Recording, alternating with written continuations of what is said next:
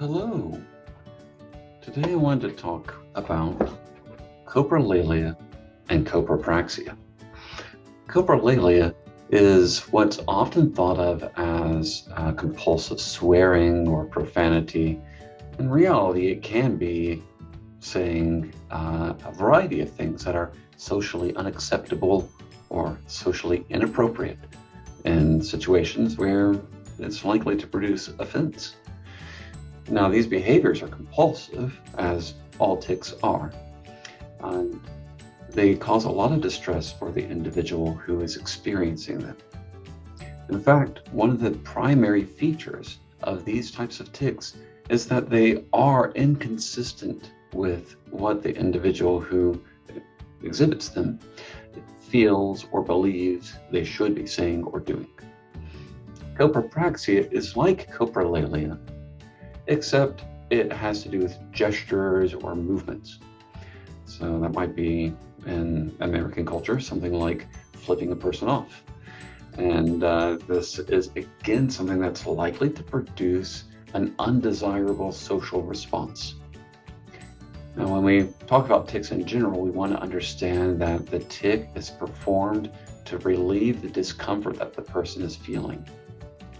And if you know that you are about to do something that other people find offensive or inappropriate, that's likely to produce a lot of discomfort.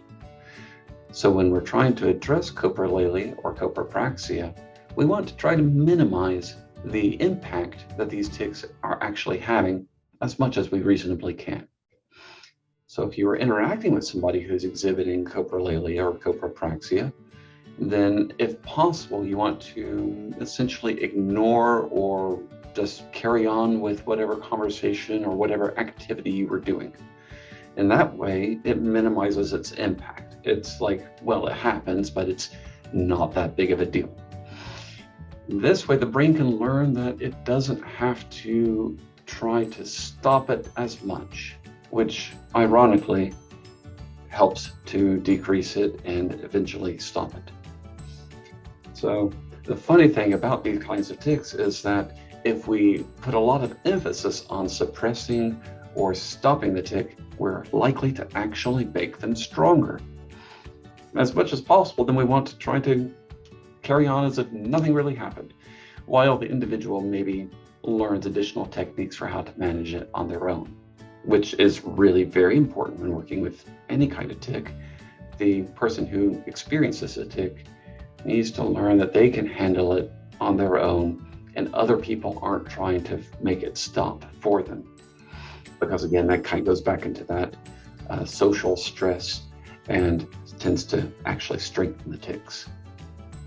Now, if you have any questions or comments or thoughts about copralalia or coprapraxia, then I'd like to invite you to post those comments or questions on the Facebook page that is linked to this video or that the video came from. Hopefully that will be my page, so I can address the questions and comments directly there. Thank you.